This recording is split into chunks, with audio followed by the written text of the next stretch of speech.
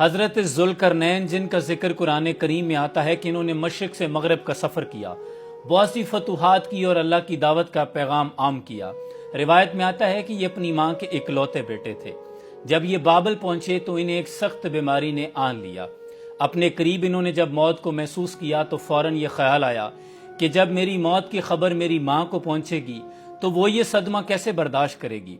चुनांचे इन्होंने अपनी माँ के नाम एक खत लिखा और एक मेंढा एक भेड़ अपनी माँ की तरफ भेजी।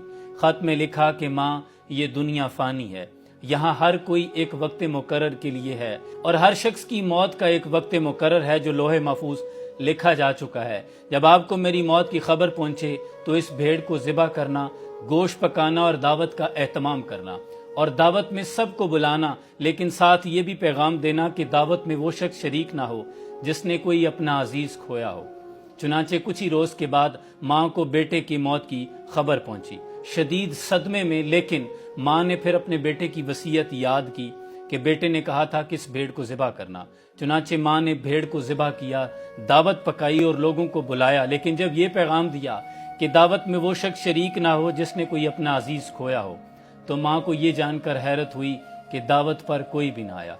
तब माँ को ये एहसास हुआ कि बेटा ये पैगाम देना चाहता था कि माँ, इस दुनिया में कोई भी ऐसा नहीं जिसने कोई अपना अजीज ना खोया हो। फिर माँ ने दुआ के लिए हाथ उठा लिए कि बेटा, अल्लाह तुम पर रहमत करे, तुमने आज मुझे अपनी मौत के साथ भी एक पैगाम दिया, एक सबक दिया जैसे तुम अपनी जिंदगी में दिया करते थे।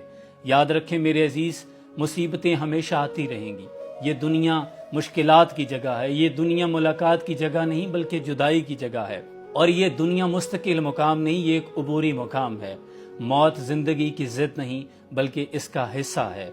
हम गमगीन होते हैं क्योंकि हम इंसान हैं, हम कमज़ोर पड़ते हैं क्योंकि हम अपनों से बहुत प्यार करते हैं, हम टूट जाते हैं क्योंकि हम अपनों पे और इर्द गिर्द के लोगों पर इन्हिसार करते हैं। लेकिन ये पैगाम जहन में रखें कि हमने अल्लाह के फैसलों को, तकदीर के फैसलों को मोहब्बत, सब्र, इस्तिकामत के साथ कबूल करना है।